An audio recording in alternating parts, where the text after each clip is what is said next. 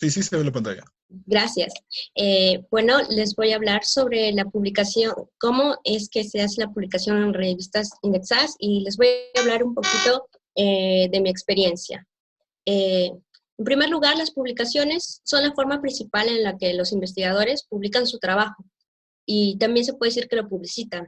Y un investigador es juzgado por los papers que hace, o sea, los papers que publica reflejan su trabajo y uno es juzgado por los papers que publica.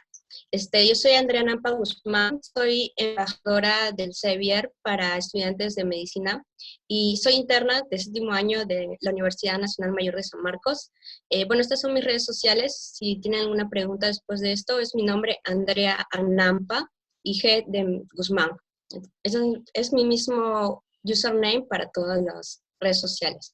Bueno, tengo 15 artículos científicos en PubMed, soy miembro del Comité de Investigación Editorial de la Sociedad Americana de Oncología, ASCO, y he ganado en 4 oportunidades el título de Mejor Estudiante Investigador del Año, entre otros.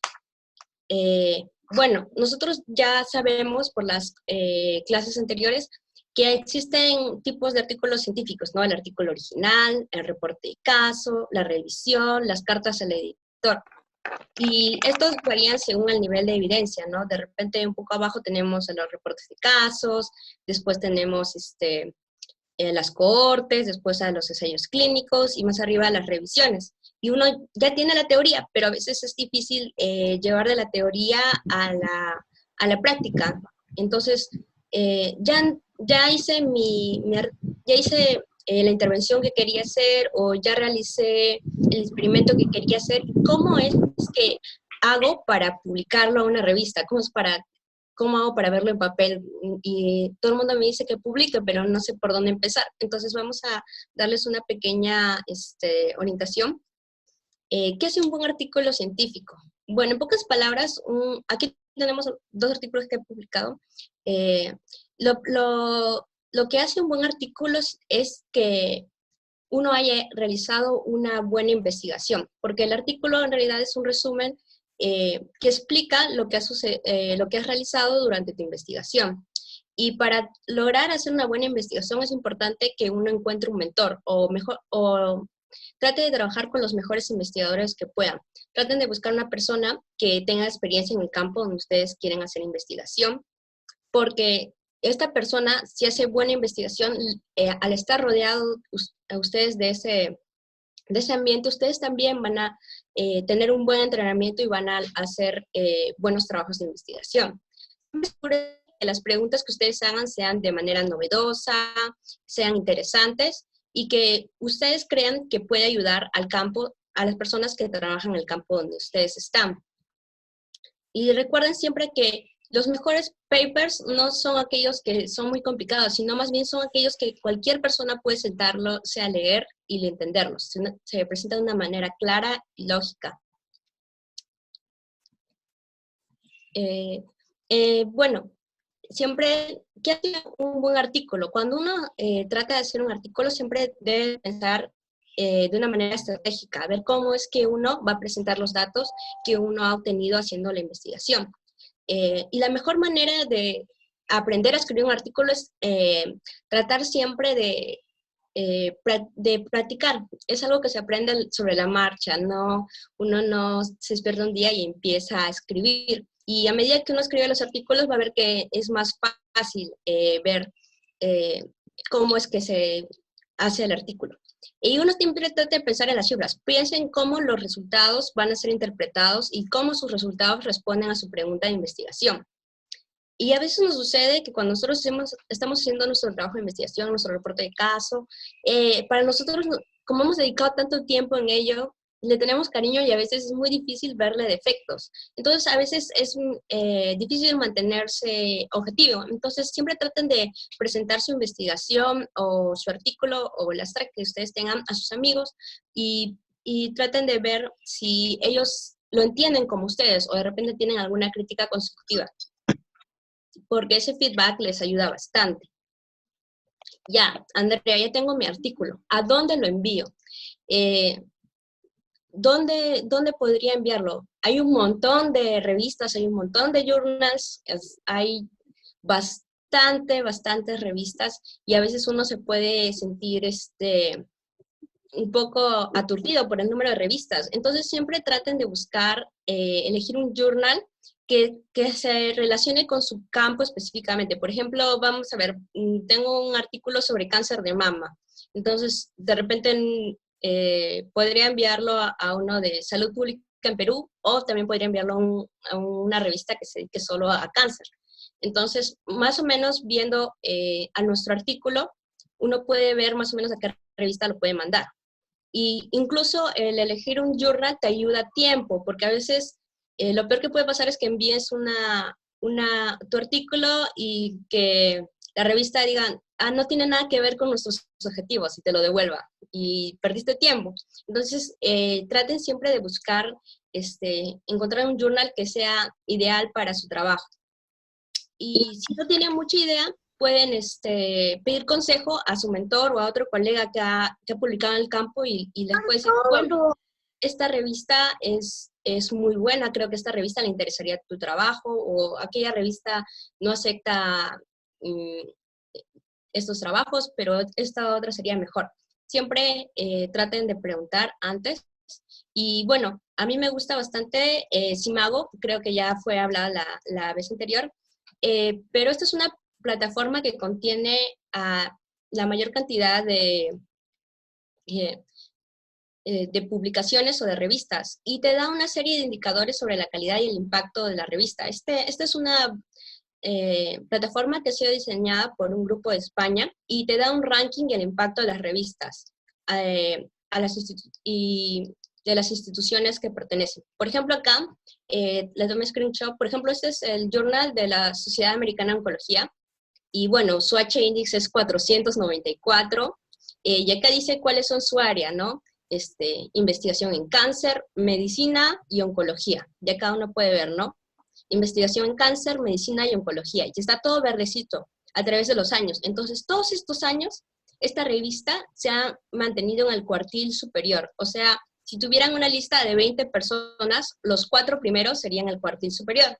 Y esta revista, el Journal of Clinical Oncology, ha estado en el cuartil superior desde 1999. O sea, eso les da una idea que esta revista tiene años siendo top, que es una muy buena revista. Acá puede ver el número de citas que tiene muy buen número de citas, que tiene un promedio de 18 citas por documento en el año 2017. El porcentaje de colaboración internacional, por ejemplo, 40%, y les da en una sola página, en un solo vistazo, pueden ver si esa revista les conviene o no. Incluso acá te dice cuál es su objetivo y qué es lo que a qué se dedica exactamente la revista. Entonces, de repente me parece que es muy grande para mi artículo de cáncer de mama, porque mi artículo de cáncer de mama es solo de cáncer de mama y me parece que es muy grande. Por ejemplo, acá tenemos breast cancer, que esta revista solo se dedica a breast cancer. Y por ejemplo, acá vemos que se dedica a la oncología. Acá ves, si es verde es Q1, si es amarillo es Q2, si es naranja es Q3 y si es rojo es Q4. Entonces podemos ver que en el año 2018 ha estado en el segundo cuartil, o sea, si fueran 20, él se encontraba entre los primeros 10, pero no, se encontraba entre los primeros 10. Entonces, eso te da una idea. Y, por ejemplo, el H-index es 19. Si lo comparas con el H-index del otro journal, es una gran diferencia. Entonces, esto te permite ver en un solo vistazo, darte una idea de cuáles son los journals y más o menos cuál es su calidad de journals, cuántas veces son citados, cuántas veces, qué tanta colaboración internacional tiene. Nos da una muy buena idea y yo lo recomiendo bastante que lo utilicen buscando las palabras claves de su artículo para que les permita ver cuál sería el journal ideal para su revista. Bueno, ahora vamos a hablar, por ejemplo, este es el Google Scholar, creo que la mayoría conoce el Google Scholar. El Google Scholar es como un Google académico, que lo que hace es poner al autor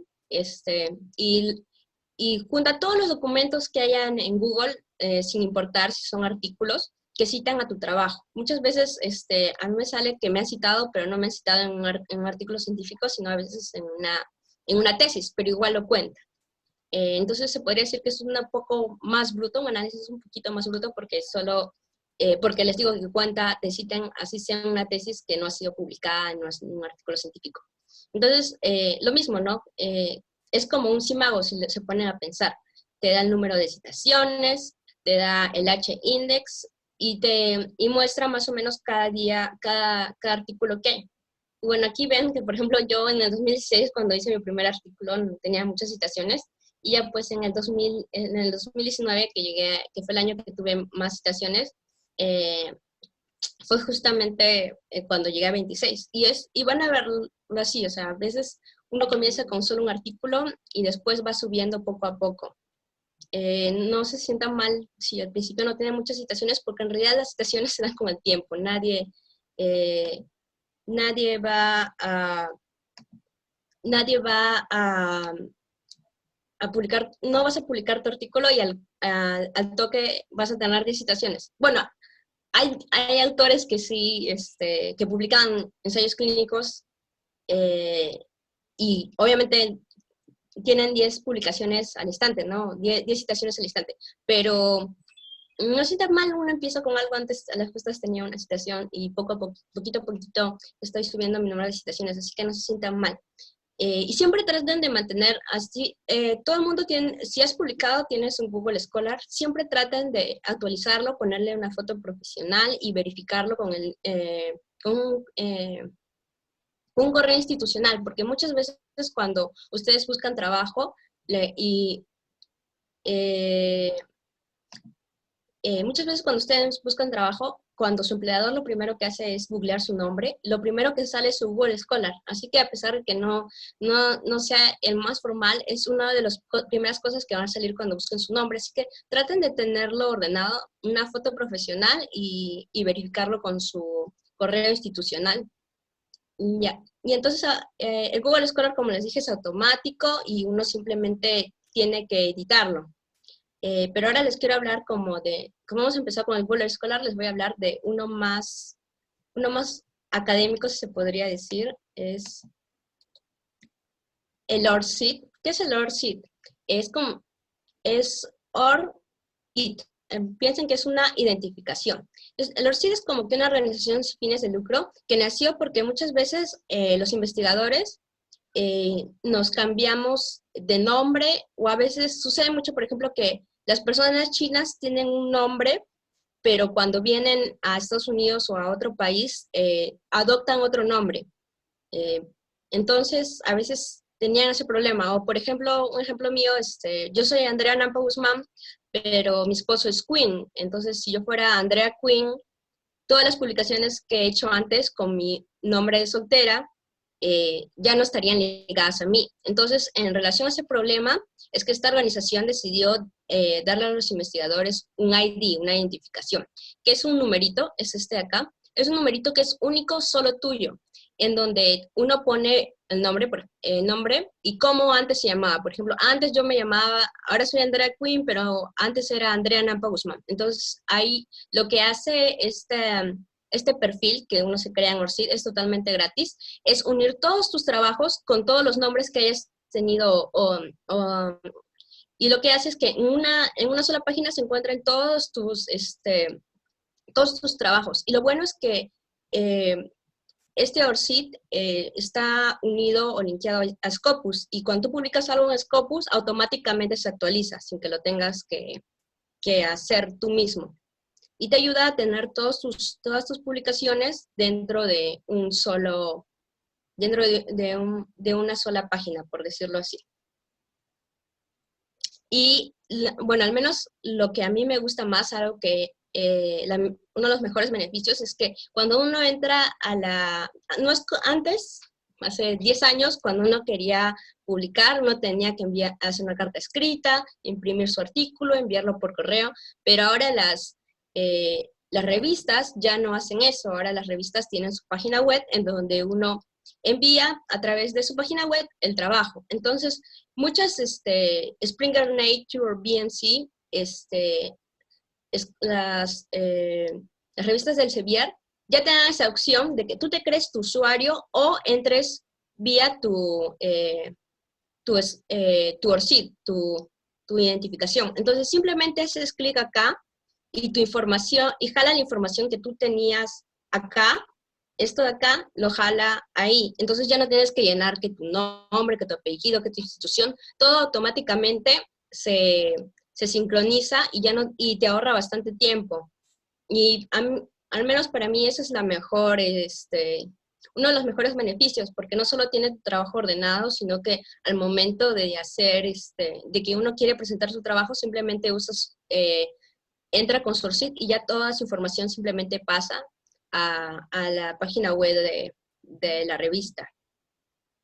Y lo mismo, como si tú envías tu trabajo y lo aceptan y lo publican a través de esto, tu ORCID automáticamente se va a sincronizar y va a agregar ese artículo ahí. Entonces, es una muy buena manera, es como un Google Scholar, pero recontrapotenciado. Entonces, si les interesa, sería bueno que se creen un ORCID ID. Hace que uno se ahorre bastante tiempo y que uno tenga todos sus trabajos en un solo lugar y los pueda acceder de manera rápida. Y tu ORCID es para siempre, es un número que es para toda la vida. Y realmente me ha ayudado bastante y les recomiendo, incluso ahora que quieren ustedes publicar, tener un ORCID desde ahora para siempre tener sus trabajos en un solo lugar. Incluso esta cosita verde es mi ORCID, que simplemente hacen clic en los artículos.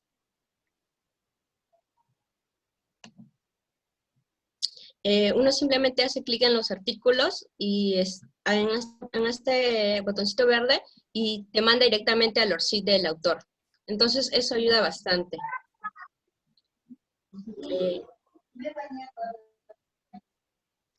Bueno, ahora viene la gran pregunta. Bueno, yo puedo tener mi artículo, para mí mi artículo es perfecto y me pregunto si lo aceptarán o no.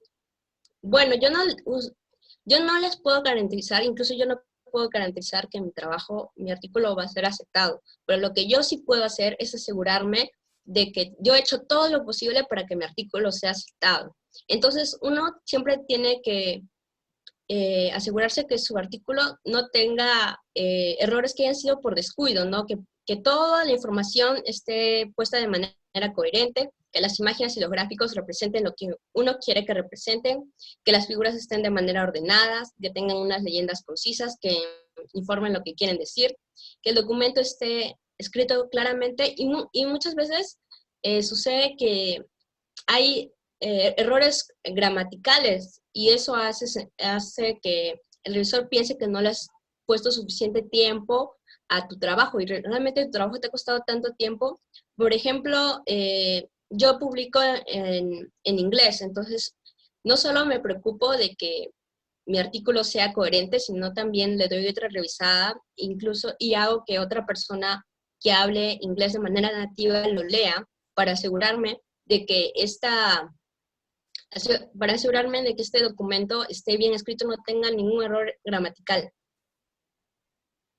Y bueno, es algo que es obvio, pero se tiene que decir, que asegúrense que todos los autores del trabajo hayan visto la última versión del trabajo y estén de acuerdo con lo que se envíen. No solo para cumplir con la forma, sino de repente porque ellos se pueden dar cuenta de errores que uno se le han pasado. Entonces siempre es importante que todos los autores hayan visto la última versión del artículo y estén de acuerdo. Y bueno, muchas veces cuando uno envía un artículo, te piden la famosa cover letter o carta de presentación, y a veces uno dice, uy, yo no soy nadie, ¿para qué le voy a enviar un correo? ¿Por qué quieren que haga una carta de presentación? La carta de presentación es muy importante, la gente no toma en cuenta. Es como una pequeña carta, un pequeño email, que se le envía al editor en jefe. Entonces se dice, estimado doctor o doctora, y le pone su nombre, editor en jefe de la revista tal. En esta carta pequeña, muchas veces es lo primero que lee el editor. Simplemente tiene que darse una versión concisa del trabajo por qué es importante el trabajo, por qué creemos que esa revista es ideal para nuestro artículo. Y le podemos dar información. Por ejemplo, si ustedes han presentado este artículo en Felsocem, sería bueno decir, ¿no? Este artículo se presentó como presentación oral y ganó el primer puesto en el Congreso Científico de Felsocem.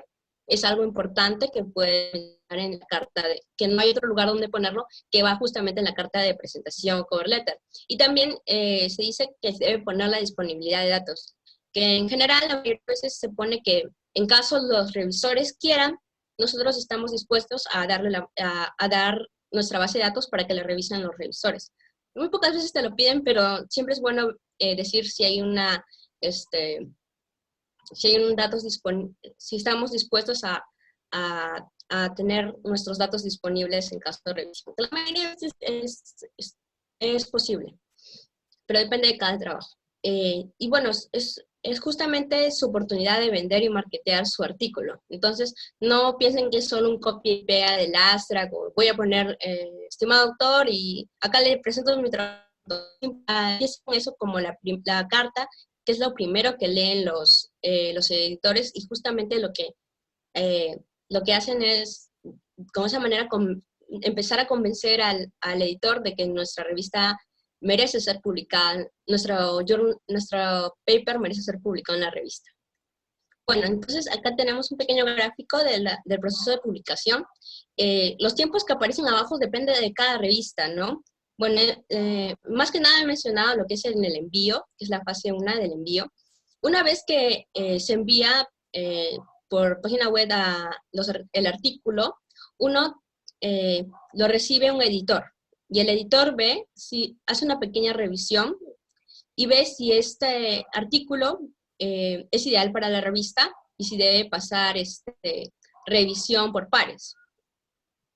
Una vez que, a veces, el editor lee la carta, la cover letter, lee el artículo y dice, este artículo no va con el tema de mi revista, y te lo devuelve. Entonces, por eso es importante que uno busque bien y se asegure que la revista a la que usted está enviando es ideal para el artículo que ustedes envían.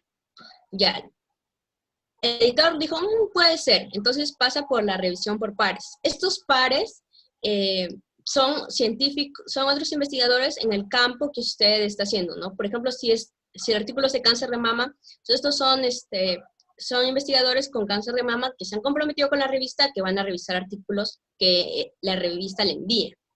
Y estos revisores pueden ser de 2 a 3. Normalmente les dan un límite de tiempo, ¿no? Tienes 2 meses para devolverlo. A veces tienes suerte y tus revisores hacen la revisión rápido, o a veces tienes mala suerte y tu revisor se toma todo su tiempo hasta un día antes de que venza su deadline para enviarte la revisión. Uno recibe la revisión, recibe la respuesta de los revisores cuando todos los revisores acaban. Así que uno no los recibe una por una, sino cuando todos los revisores terminan de revisar. Y a veces ellos pueden ser 3 opciones: que lo rechazan, que lo aceptan y está listo para publicar como está, o que está listo para publicar, pero lo aceptan para publicar, pero con correcciones. A mí hasta ahora nunca me han aceptado para publicar como está. Siempre me ha pasado que me mandan correcciones. Entonces, a uno le llegan, pero que le mandan correcciones no es malo, porque, o sea, sí aceptan y sí creen que nuestro trabajo merece ser publicado. Solo que hay que responder a las correcciones que ellos nos han dado. Y según cuánto nos demoremos nosotros en corregirlo y lo regresamos otra vez, y ellos aprueban eso, se da la publicación. La publicación también depende de la revista. Cada revista se demora cierto tiempo, entonces tampoco es que levante todas las correcciones y se publica el día siguiente. Depende de la revista. Bueno, ¿qué pasó si me enviaron las correcciones? ¿Qué hago con las correcciones? siempre tratan de pensar que, y bueno, es la verdad, ¿no? Que los editores y los revisores buscan lo mejor para la revista y buscan lo mejor para el autor. Tratan de pulir ese artículo para que ese artículo sea lo más claro posible y pueda servir para otros investigadores.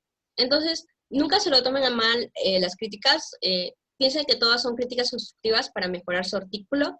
Entonces, haga todo lo posible para que levantar esas observaciones que les han dado y cumplir con las solicitudes de los revisores, ¿no? Y cuando envíe su artículo revisado, uno tiene que enviar una carta aparte en donde uno por uno responde a las observaciones de los revisores, ¿no? Y siempre traten de, bueno, es considerada como buena, como una etiqueta o una buena manera, siempre agradecer al editor y al revisor por haber revisado nuestro trabajo y ayudarlo a mejorar.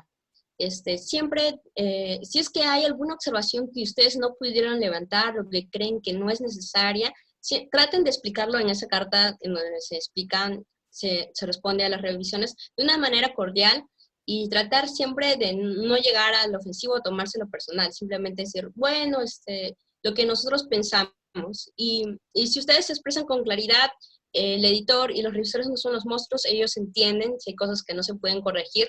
Simplemente tómense su tiempo en hacer una respuesta convincente y ellos entienden. Si ustedes tienen la razón, se las dan, no se sientan mal. Bueno, y hay algo que siempre dicen, ¿no? Bueno, me gusta esta frase que dicen que los fracasos son editados de las historias de éxito. Muchas veces uno puede ver y dice, wow, ella tiene tantos artículos publicados, debe saber escribir muy bien, debe tener experiencia. Pero a mí también, incluso hace poco, hace una semana, me rechazaron un artículo, ¿no? Entonces no se sientan mal, o sea, sucede que nos rechazan los artículos. A veces, después de haber pasado por la revisión de pares, ¿no? O sea, después de haber esperado hasta 2 meses para que te den la revisión y simplemente te respondan, ha sido rechazado, como a veces pasan, sientes que has perdido 2 meses en donde los pudiste haber enviado a otro lado, y a veces uno se siente triste. No se sientan mal porque lo intentaron, y lo bueno es que con esa crítica que recibieron, pueden mejorar su trabajo y enviarlo a otra revista. No se sientan mal, a todos les ha pasado, todos alguna vez nos han rechazado un artículo y nos siguen rechazando. Entonces no se sientan mal, traten de tomarse un día o 2 para pensar y luego busquen otra vez, entren a CIMAO otra vez, busquen otra revista que de repente esté interesada en el campo similar, en el campo que ustedes quieren, adáptenlo a los requisitos de esa revista, vean cómo mejorar las críticas que tuvieron antes y vuélvanlo a intentar, no se sientan mal porque les rechazan un artículo, como les digo. Mientras sigan queriendo publicar, les van a seguir siendo rechazados. O sea, el fracaso pasa a las personas que tienen cosas nuevas. Entonces, no se sientan mal si lo rechazan, traten de tomarlo como una oportunidad para aprender y para mejorar su artículo, que eso es lo más importante. Recuerden que no simplemente están publicando por publicar, sino están tratando de publicar algo que ayude a la ciencia y que pueda servir. Entonces no se sientan mal si a veces lo rechazan, traten de mejorar su trabajo y incluso para después, cuando ustedes estén haciendo otro trabajo científico, se van a acordar de lo que el revisor les dijo sobre otro trabajo. Entonces, aprenden más. Siempre es una experiencia de aprendizaje e incluso los revisores también a veces aprenden los autores. Entonces no se sientan mal, traten siempre de verlo como una oportunidad para mejorar. Bueno, estos son los recursos que usé para hacer la presentación. Tenemos CARE, tips para publicar en artículos científicos, CIMAO y ORCID que les hablé. Bueno, muchas gracias. Como ya saben, si tienen alguna pregunta pueden hacerla en este momento, si no me pueden contactar con redes sociales, que es mi nombre, Andrea Anampa G, y bueno, mi WhatsApp. Gracias. Gracias. ¿En qué se diferencia? Tenemos una pregunta. ¿En qué se diferencia la carta de presentación del CV? Muy buena pregunta. Tu CV es lo que habla de tus logros o las experiencias que uno tiene. En cambio, la carta de presentación habla sobre tu artículo. Habla, es, en, en ella tienes que resumir, hacer un pequeño resumen de lo que has hecho en tu artículo y si justamente hablar de sus resultados, porque es importante que tu artículo esté. No hablas de ti, sino hablas de tu artículo. Aunque también puedes decir, ¿no?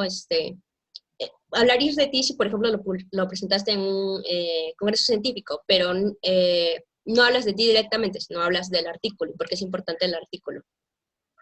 ¿Hay algún formato para poder comenzar un artículo? Sí, bueno, en realidad todos los artículos tienen una introducción, métodos, resultados, discusión y conclusión, que varía según el tipo de artículo. Asimismo, cada revista tiene sus propias guías de cómo hacer un artículo, tienen un número máximo de referencias y el estilo que ellos quieren que uses, pero normalmente todas las publicaciones empiezan con introducción, métodos, resultados y discusión y conclusiones. A ver, esa fue... Uy, disculpen, voy a leer la siguiente porque están viniendo juntas. ¿Recomiendas buscar quién te va a publicar el artículo cuando lo estés redactando y basarte en las especificaciones de cada revista? ¿O buscar quién te lo publique hasta que se finalice el artículo? Lo ideal es que cuando ya tengas el reporte final de tu trabajo, en ese momento empieces a buscar el journal en dónde publicarlo. Y muchas veces uno aprende justamente escribiendo tu artículo, escribiendo tu discusión, uno cita artículos que son parecidos a los otros, ¿no? Al que nosotros estamos haciendo. Entonces, de repente en esa revista que publicaron un artículo similar al mío, es muy probable que también acepten mi artículo. Entonces, esa es una buena manera cuando ustedes están haciendo su discusión, de darse cuenta las revistas que están interesadas en el tipo de trabajo que nosotros estamos haciendo. Y también usar Simago. Sí, lo ideal es siempre una vez que hayas terminado el reporte final de tu trabajo de investigación, ¿no? Un boceto de tu artículo, en ese momento buscar el journal. A ver, la siguiente es de Milagros. ¿Se puede enviar un artículo a 2 o más revistas a la vez? No, eso es antiético. Solo puedes enviar a una revista. Por eso es importante, a una revista a la vez, por eso es importante que te tomes tu tiempo en buscar el journal para tu revista. Porque lo contrario vas a estar esperando 2 meses y nada más porque no tiene que ver mucho con el tema de la revista, te lo niegan. Entonces son 2 meses que perdiste. 2 meses que en teoría perdiste, en los que les pudiste enviar a una revista que sí tenía una temática en la que tu artículo encajaba bien y que sí pudiera ser aceptado. Por eso es importante que busques un buen journal.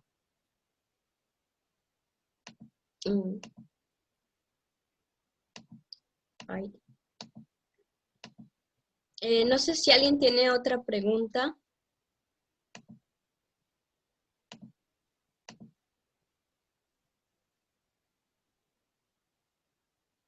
A ver.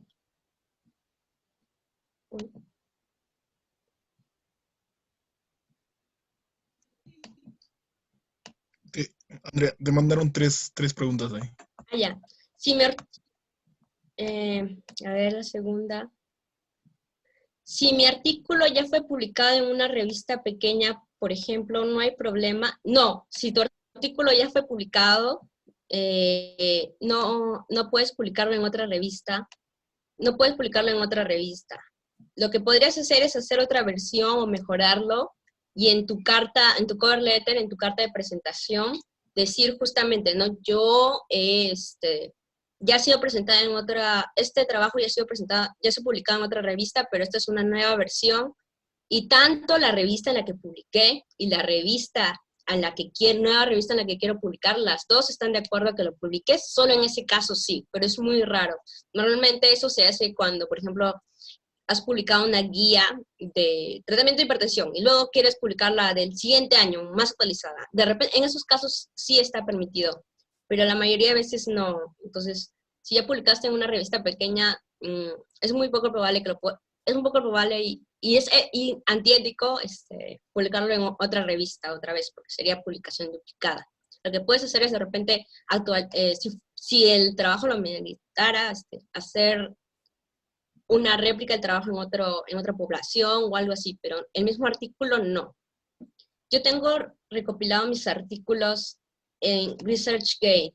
También puedo crear DORSIT. Sí, así lo tengas. Si tienes Google Académico, o si tienes ResearchGate, o lo que sea, igual puedes crearte el DORSIT. El DORSIT es gratis y no es excluyente de otros perfiles que tengas en otro lado. A ver, tenemos un mensaje acá. ¿Qué temas recomiendas para empezar a hacer un trabajo? Bueno, en realidad, yo diría que el tema que te interese, pero si quieres empezar a investigar, y con lo que yo comencé fue con un reporte de caso pequeño y después ya empecé a hacer artículos originales. A veces un reporte de caso es un artículo pequeño y más fácil de hacer describiendo un caso raro en la clínica o de repente en su forma de presentación, y como que ya te da una idea de cómo se escribiría un artículo. Entonces, si recién estás comenzando, de repente un reporte de caso sería la mejor manera de comenzar, y al menos con esa manera yo comencé. Y es totalmente válido un reporte de caso. En el caso de, si quieres empezar con un artículo original, de repente empezar con encuestas. Encuestas de estudiantes de medicina es algo que es muy fácil porque estamos rodeados de estudiantes de medicina. Las encuestas son más fáciles que, por ejemplo, hacer una cohorte, porque nosotros no tenemos mucho tiempo para estar siguiendo una población y tampoco contamos con muchos recursos.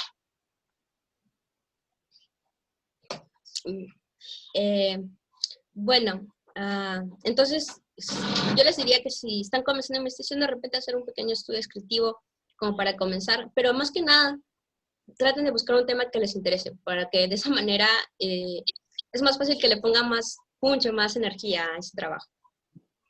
¿A qué se parece la revisión por pares? Ya. La revisión por pares, disculpen si no lo tuve correcto. La revisión por pares o peer review es cuando otro investigador, que es un experto en el tema en donde has hecho tu trabajo. Por ejemplo, digamos con el ejemplo, ¿no? Si yo quiero hacer un trabajo de cáncer de mama, y entonces se lo van a enviar a otros pares, a otros revisores, y estos revisores son expertos también en cáncer de mama. Por eso se dicen que son pares. Son otros investigadores que también publican en cáncer de mama, y ellos, con el conocimiento que tienen, van a juzgar tu trabajo, van a revisarlo de una manera crítica y ver si hay correcciones, porque ellos tienen un conocimiento ya mismo de su práctica. Van a juzgar tu artículo y van a dar críticas al respecto. Eso es una revisión por pares. Se dice que es revisión por pares porque es otro investigador que está haciendo investigación en el tema de tu artículo. Por eso es investigación por pares. A ver. ¿A qué se refiere revisión por pares? Ya está. Otra. ¿Con qué trabajo se puede empezar? Revisión un artículo. ¿Con qué trabajo se puede empezar? Como les mencioné, un reporte de caso o un artículo original que sea un descriptivo simple es también importante. Si uno quiere hacer un artículo de revisión, en lo que se basa es, habla sobre un tema en general y revisa los papers que han sido publicados y hace como un resumen con todos los papers que se han hecho. Pero normalmente un artículo de revisión debe ser hecho por un experto. Por ejemplo, si ustedes consiguen un mentor que es el experto en diabetes tipo 1 de su país, él podría ser un gran mentor para hacer una revisión de diabetes tipo 1. Entonces, porque él ya tiene la práctica y la experiencia para saber qué es lo importante en diabetes tipo 1 y ver qué artículos han sido importantes en los últimos años para para conocer más o para entender más la diabetes tipo 1. Pero si yo, que soy estudiante de medicina, que no sé muy bien a las justas, entiendo un poco de hipertensión tipo 1, quiero hacer mi artículo de revisión yo solita, hay mucho riesgo de que yo no tome en cuenta, no porque sea tonta, sino porque no tengo la experiencia o no sé mucho sobre el tema, artículos que realmente sí son importantes. Entonces, siempre que uno quiera hacer un artículo de revisión, traten de asesorarse siempre con alguien que tenga bastante experiencia en el tema. Por eso normalmente digo que no es un artículo de revisión no es lo primero con lo que yo empezaría. Con lo que yo empecé. Yo empecé con un reporte de caso y luego hice un trabajo descriptivo, y así es como comencé. Entonces, a mí me parece que eso sería un poco más asequible. Al menos que tengan un mentor que sea el experto en un tema específico y que les dice que está interesado en hacer un tema de revisión, eso también podrían hacerlo. ¿Como cuántos rechazos deberíamos permitirnos? ¿Hay un límite? Bueno, no creo que debería haber un límite, sino más bien depende de las críticas, ¿no? De repente, si la crítica que te han dado, te han rechazado, es porque, por ejemplo, no hiciste un análisis de muestra y solo encuestaste a 20 personas para saber el nivel de hipertensión de toda tu ciudad. Y los revisores te dicen, no aceptemos tu artículo porque su muestra es muy pequeña y no representa a toda la ciudad. Entonces, así lo envían a varias revistas, es un error de metodología que ustedes no pueden cambiar porque el trabajo ya se hizo. No pueden regresar al pasado y tomar la presión a más personas que debió de haber sido hecho. Entonces, en ese caso, el artículo está mal hecho. O sea, es un artículo que no tiene poder estadístico y no contribuye mucho porque es algo muy pequeño. 20 personas no nos dan la idea de una ciudad. Entonces, justamente en esos casos que lo que se critica es la metodología y ya no se puede volver a hacer el trabajo, en esos casos, lamentablemente, ese trabajo no es publicable porque su metodología está mal, no se cumplió el objetivo que uno quería hacer.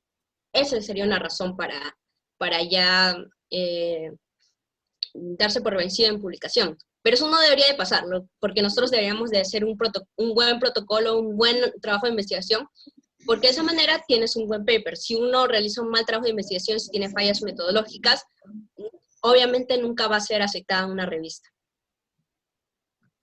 Tips para hacer un buen reporte de caso, bueno, eso es ya un tema aparte, todo otro tema, pero bueno, lo más importante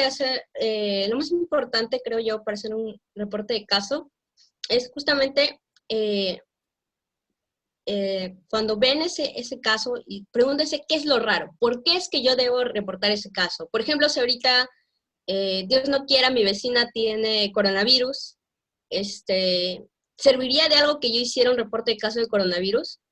No, porque hay una pandemia global de coronavirus. Ese no es un caso raro. Eso es, todo el mundo lo tiene. ¿Por qué es importante ese caso? No serviría de nada. Siempre piensen, ¿qué hace este caso? ¿Qué es este caso que lo haga diferente a los demás? ¿Por qué este caso es interesante, es importante reportarlo? Entonces siempre traten de ver eso, ¿no? Entonces de repente si fuera el primer caso de coronavirus que fue transmitido de animal a humano, de murciélago a humano, de repente ese sí sería un reporte de caso. Siempre asegúrense que el reporte de caso, lo que ustedes estén reportando, sea algo novedoso, algo que no se haya reportado antes. Es una presentación rara, es un linfoma que primero parecía un cáncer de piel, algo así. Siempre pregúntese, ¿qué hace este reporte de caso que no sea como las demás personas con la misma enfermedad? ¿Qué hace este paciente o esta presentación tan única? Entonces siempre traten de hacer eso.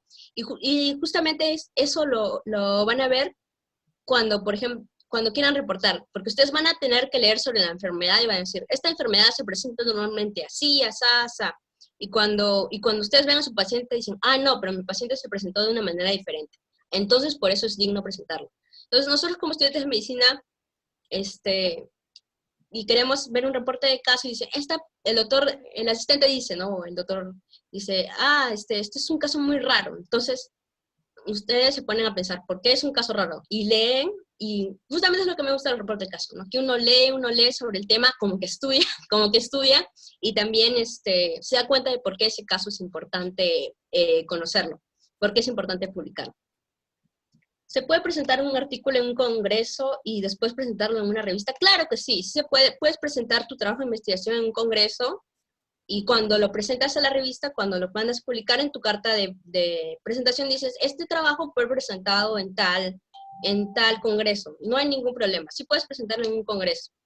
Y si este congreso imprime los abstracts y saca una pequeña publicación, también dices, y su abstract salió publicado en tal y tal. Pero eso no... Salir como abstract de un congreso no es un impedimento para publicar el artículo completo en una revista. No, puedes publicarlo en un congreso y después lo envías a una revista. Es más, es lo ideal que tú presentes tu trabajo en un congreso y recibas feedback, recibas críticas constructivas para mejorarlo. Es indispensable tener un nivel de intermedio de inglés para publicarlo. ¿Te refieres a publicarlo en inglés? No necesariamente, puedes, algo que yo hago y aprendí haciendo traducciones, que lo primero que haces es, una vez que tienes bien escrito tu artículo en español, lo pasas a Google Traductor y luego te sientas y te pones a leerlo y a darle forma. Y si no sientes, si después de eso digo, me parece que está bien, pero no estás tan segura, puedes pedirle a una persona que hable inglés que lo lea y que verifique que está bien. Bueno, o si no, yo tengo una aplicación que es gratis, que se llama Grammarly, que se encarga de leer y ver los errores de escritura. Y te ayuda bastante en eso cuando uno se siente un poco inseguro de cómo es de si está escribiendo bien el artículo en inglés, y es totalmente gratis. A ver, ahí está Lucero, ahora es Sebastián. Si ha enviado un artículo a un concurso científico, ¿ese mismo artículo puede ser enviado por una revista? Sí, porque en realidad al concurso, si lo envías a un congreso científico o a un concurso científico, lo presentas y a lo mucho lo que imprimen es el abstract del trabajo. Pero a no ser que publiquen todo el artículo completo, tú puedes publicar el artículo completo en una revista, no hay ningún problema. Es más, participar en estos concursos, presentaciones de póster, presentaciones orales, ayudan a mejorar el trabajo. Los rechazos de un trabajo en una revista informa a otras revistas. Por suerte no, pero por suerte no suelen informarse entre ellos que te han rechazado una revista. No. Lo que sí puede haber a veces es que algunas revistas te dicen, mira, es una revista del Sevier, y te dicen, mira, trabajo no encaja para mi revista, pero hay otra revista del Sevier en la que sí encajaría, así que lo hemos trasladado a esa revista. A veces eso sí hay, o sea, siempre es en favor del autor. Si lo máximo que pueden hacer es que, si ellos creen que no encaja con su revista, enviarlo a otra revista, transferirlo a otra revista de su misma editorial. Pero de ahí no suelen hablarse entre ellas y decir, no, yo la rechacé a ella y todo el mundo rechaza ese artículo. No. Cuando te rechazan tu artículo, ¿recomiendas hacer correcciones, buscar otro editor o buscar otra revista? No, bueno, como mencioné, lo mejor es tomarse un tiempo, un día aunque sea, luego volver a ver el artículo, ver cuáles han sido las razones por las cuales se ha rechazado el artículo, corregir el artículo y hacer que otra persona lo lea. Siempre es bueno que otra persona lo lea, porque nosotros lo hemos leído tantas veces que para nosotros está perfecto, porque ya nos hemos acostumbrado a verlo. Cuando lo lee otra persona, se da cuenta de los errores. Entonces, siempre que te rechacen un artículo, toma esa oportunidad para corregirlo y mejorarlo, y luego buscas otra revista. ¿Cómo decidiste qué línea de investigación seguir? ¿Tuviste orientación o solamente por gusto empezaste en la línea? Bueno, a decir verdad, yo me metí a la línea de investigación porque en ese tiempo estaba el chico que me gustaba. pero también me gustaba oncología, pero sí, en realidad, bueno, las dos cosas, ¿no? Y bueno, me gusta oncología. Sí, yo ingresé a la carrera queriendo ser neurocirujana, pero me gustó la oncología. Uno cambia de gustos durante la carrera porque conoce más las ramas de la medicina. Yo no sé, a mí me gustó oncología y también estaba el chico que me gustaba. Entonces, por eso me fui a la línea de oncología. Pero no tienen ustedes nada de malo si es que en primer año les entraron y querían ser cirujanos y a mitad de la carrera ya quieren hacer gastroenterología o otra cosa. Siéntanse libres de experimentar, porque justamente por eso están en la escuela de medicina, para que ustedes vean las diferentes ramas de la medicina. Pero si ustedes tienen algo que les gusta desde ahora, aprovechenlo y hacen una investigación en eso que les gusta. No, al menos a mí, con todo este tiempo, ya me gustó mucho la oncología y no me veo haciendo otra cosa que no sea que sea hemato-oncología, pero si ustedes no saben por dónde empezar, empiecen por lo que les gusta. ¿Recomiendas tener un solo editor a la vez o probar con más de uno para que cada uno tenga sus correcciones? Los reportes de caso, revisión de casos clínicos son buena idea para comenzar. Yo lo que recomiendo es que lo envíes a una persona y luego cuando te la devuelva con sus correcciones, recién enviarlo a otra segunda persona, porque si lo envías el mismo artículo a dos personas, a veces es un poco difícil unir todas las correcciones. Trata de pedirle a amigos o personas que han publicado, que sabes que te van a responder y que lo revisen. ¿Podrías poner una imagen de tus recursos? La penúltima diapositiva, por favor. Ay, perdón. Sí. A ver, ¿cómo hago esto? Ahí está. Estas son las últimas, los recursos de la exposición. Si te rechazan una revista, ¿puedes volver a enviarlo a la misma? Esa es una pregunta difícil. En teoría, sí podrías volverlo a enviar, pero tienes que tener una razón muy fuerte para volverlo a enviar. No simplemente puedes hacerte loco, aquí no pasó nada y la vuelvo a enviar. No, sino que tienes que explicar por qué la estás volviendo a enviar.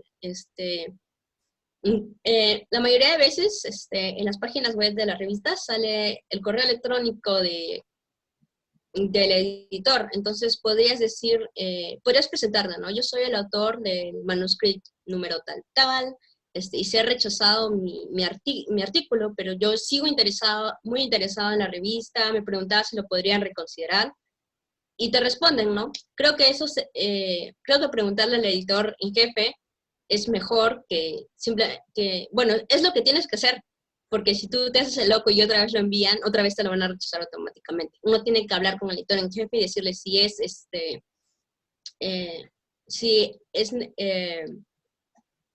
que ellos podrían darle una segunda oportunidad al artículo. Pero obviamente tiene que haber cambiado, tiene que haberlo mejorado. Convencerlo de que le dé otra mirada. No puedes simplemente hacerte loco y volverlo a enviar, ¿no? Puedes mandar los links de tus diapos por aquí. Ay, no lo tengo subido al Google Drive, pero apenas termine esto, se lo envío a Pedrito. Yo lo voy pasando acá por el chat, mientras tú vas respondiendo las otras preguntas. Ya.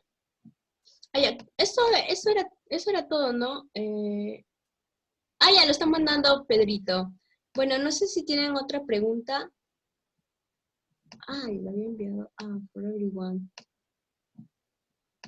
Ya, es Grammarly.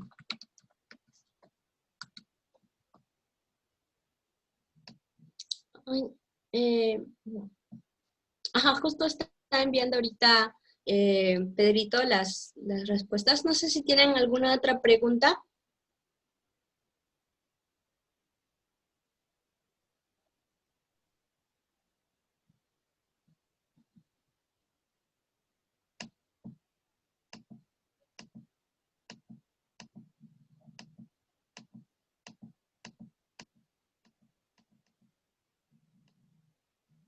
Ya. Muchas gracias, chicos.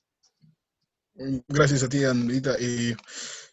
Las diapositivas después, si es que me las podrías pasar por PDF, así para los chicos. Ya, claro. Bueno, en primer lugar agradecerte realmente la charla, como siempre te digo, siempre que te invito, siempre que haces las charlas son muy motivantes para todos los chicos y bueno, esta oportunidad a nivel internacional, los chicos de diversos países, han podido ver y bueno, realmente gracias Andreita por la oportunidad para los chicos y no sé si tienes algunas palabras finales para ellos. Bueno, chicos, que no se sientan mal si les rechazan un artículo o si reciben críticas en los congresos, siempre todo traten de verlo como para mejorar. Ahí les dejo mis redes sociales. Yo respondo más, no entro mucho al Facebook, más uso un poco más Instagram.